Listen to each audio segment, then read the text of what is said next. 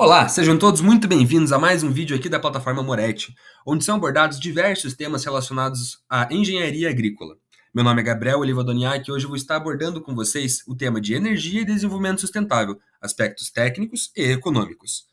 Esse vídeo está sendo apresentado à disciplina de energia na agricultura, cujo professor é o professor Jorge Luiz Moretti de Souza. E agora vamos iniciar abordando um pouco sobre desenvolvimento sustentável. É sabido que o nosso planeta Terra tem sofrido diversas mudanças que são provenientes de uma interferência humana nos sistemas naturais de forma exacerbada, sem pensar qual seria a consequência futura das ações que estão sendo tomadas agora, fazendo com que a gente chegasse num cenário atual em que existe o indício do aquecimento global, grandes desastres naturais estão acontecendo, além de vários problemas sociais que são decorrentes desses outros problemas naturais e ambientais que nós podemos encontrar. Isso faz com que hoje, em pleno século XXI, exista a necessidade de alteração nos sistemas produtivos, pensando nas gerações futuras. Como eu já falei um pouquinho, problemas ambientais estão diretamente ligados com problemas sociais. Em uma sociedade em que você tem alagamentos, por exemplo, provenientes da ação humana, é normal que exista uma dificuldade daquela população naquela sociedade de se desenvolver. Sabendo disso, a consciência comum, a sociedade, tem começado a levar em consideração quais são os padrões de sustentabilidade que se deseja ter naquele produto no qual consumimos, fazendo com que as empresas, as fábricas, a indústria passem a ter de levar em consideração quais são os padrões de sustentabilidade exigidos pelos seus consumidores, para que possam se adequar. Sendo assim, dentro do cenário energético, é necessário repensar a forma de fornecimento, uso e geração dessa energia para que esteja de acordo com esses padrões de consumo que agora levam em consideração a sustentabilidade. Por que a gente deve buscar um novo modelo? Ok, nós já sabemos que o modelo atual nos traz desastres econômicos e sociais e ambientais. Bom, o atual modelo ele é muito viciado em buscar um viés econômico, ou seja, visando sempre o lucro sem levar em consideração as dimensões sociais e ambientais. Isso gera uma mentalidade de consumo desenfreado, também de exploração desenfreada dos recursos naturais, o que nos ocasionou diversos desastres naturais, como nós já abordamos, que como consequência trouxeram diversos problemas sociais para a sociedade. Então, beleza, precisamos de um novo modelo. Mas não adianta a gente sair por aí mudando o nosso modelo atual sem saber onde nós temos que chegar. Bom, o nosso novo modelo ele deve priorizar o uso racional de recursos renováveis, ou seja, aqueles recursos que não se esgotam com o uso. Sendo assim, vamos buscar um equilíbrio dinâmico entre humanos e a natureza, ou seja, não existe uma exploração sem limites. A gente vai utilizar os recursos naturais, ok? Precisamos deles para a nossa manutenção da vida, mas nós vamos usar eles agora de forma consciente, de forma que a natureza possa se autorregular e gerar novos recursos para nós. Bom, é importante que dentro desse novo modelo exista uma flexibilidade na escolha de tecnologias e formas de gerenciamento, uma vez que cada local, cada sociedade tem peculiaridades inerentes, que são um produto histórico do seu desenvolvimento, da sua cultura, e o novo modelo produtivo que deve ser implantado nesse local deve levar isso em consideração. Sendo assim, levar em consideração o contexto do local é importantíssimo. Também levando em consideração quais são os recursos que estão disponíveis naquele local. Não adianta a gente querer estabelecer que uma sociedade vai utilizar apenas energia solar se a sua incidência, a sua radiação solar não é suficiente para o seu desenvolvimento. Devemos levar tudo isso em consideração. Bom, estamos falando tanto de conceito de desenvolvimento sustentável, mas qual que é o conceito? O relatório Nosso Futuro Comum, elaborado em Brundtland em 1987, nos traz que o desenvolvimento que satisfaz as necessidades das gerações presentes sem afetar a capacidade de gerações futuras de também satisfazerem suas próprias necessidades. Ou seja, eu uso agora da natureza e eu sei que os meus filhos e meus netos também vão ter acesso a esses mesmos recursos que eu tive.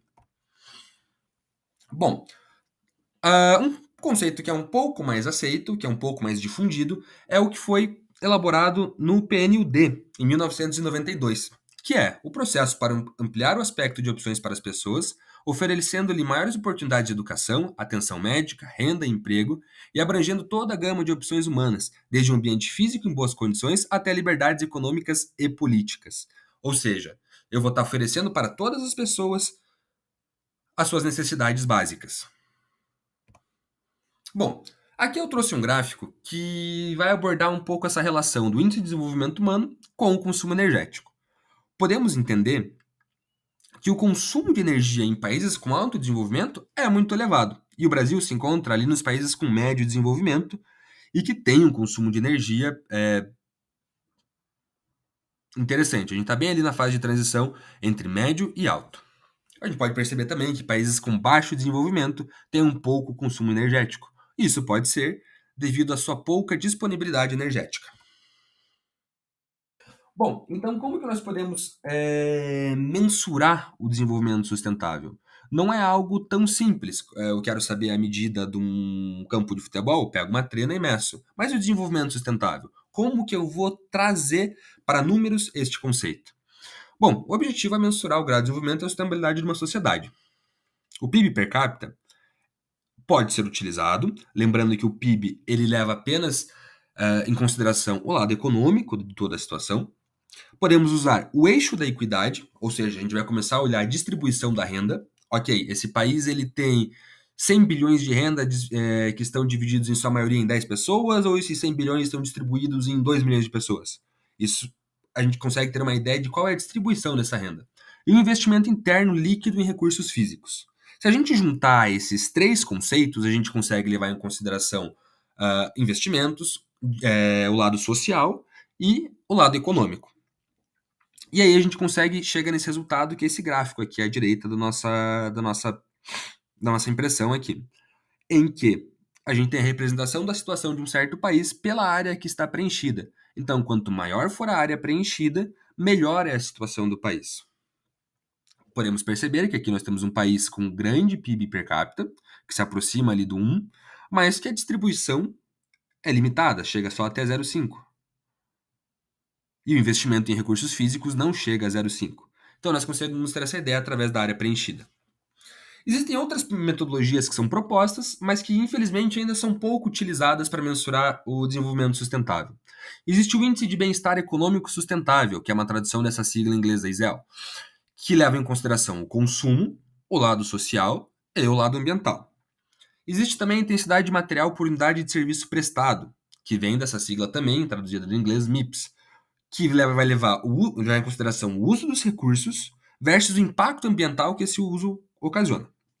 Existe também a pegada ecológica, que é um dos conceitos que eu acho mais interessantes, que leva em consideração a área terrestre para comportar o estilo de vida local, ou seja, para que uma pessoa consiga viver com o modo de vida dela, qual é a área do planeta que ela precisa. E o currículo de desenvolvimento sustentável, que leva em consideração capital humano, social, ambiental e financeiro. Os indicadores, eles levam três principais dimensões em consideração. A dimensão econômica. A autossuficiência energética é um dos aspectos da dimensão econômica.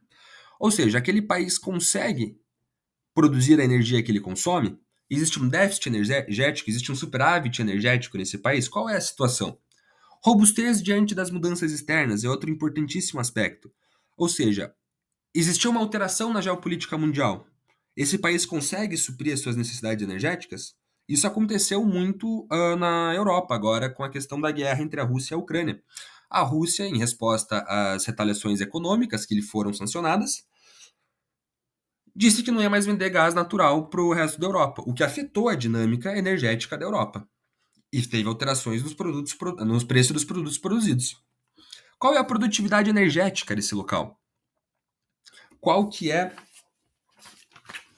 a produção energética para o tanto de PIB que é produzido dentro desse local? Comporta? Não comporta? Como funciona?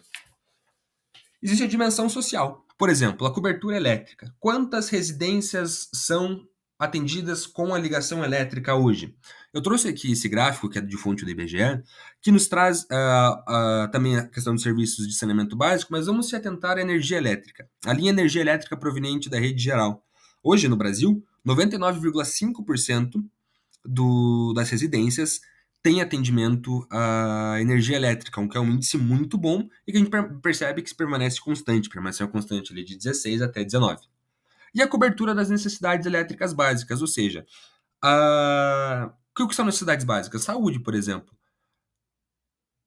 Essa região, esse país, ele possui uma cobertura elétrica que atende à saúde? Ah, possui, bacana. Isso também é um aspecto muito importante dentro da dimensão social. E a dimensão de recursos e meio ambiente. Qual que é a pureza relativa do uso energético? A energia que está sendo utilizada no local emite muita carga de CO2 ou pouca carga de CO2? O uso de energias renováveis, qual que é a porcentagem de energia renovável que está sendo utilizada em determinado local? Trouxe aqui um gráfico que tem fonte do BEM de 2019, que traz que a matriz energética brasileira hoje é composta por 45,3% de recursos renováveis e 57% de recursos não renováveis. Temos um grande uso de biomassa de cana, mas também temos um grande uso de petróleo, 34,4%. E também, dentro dos indicadores de recursos do meio ambiente, leva-se em consideração o estoque de recursos fósseis e lenha de determinado local. Por fim, a gente pode chegar, com todos esses indicadores, na condição de determinado país, que pode ser representado por um gráfico desse modelo, que leva em consideração todos esses aspectos que nós conversamos agora. Mais uma vez, quanto maior a área preenchida desse gráfico, melhor é a condição desse país. Aqui nós temos, mais uma vez, um país que tem uma grande robustez diante a mudanças externas, uma grande autossuficiência, mas tem uma produtividade energética pequena, uma cobertura energética insuficiente, cobertura de necessidades básicas insuficientes, uma pureza de uso de energia alta, porém um uso pequeno de energias renováveis e um estoque também pequeno de recursos fósseis e lenhas. Então, mais uma vez, quanto maior for a área preenchida desse gráfico, melhor é a condição de um país.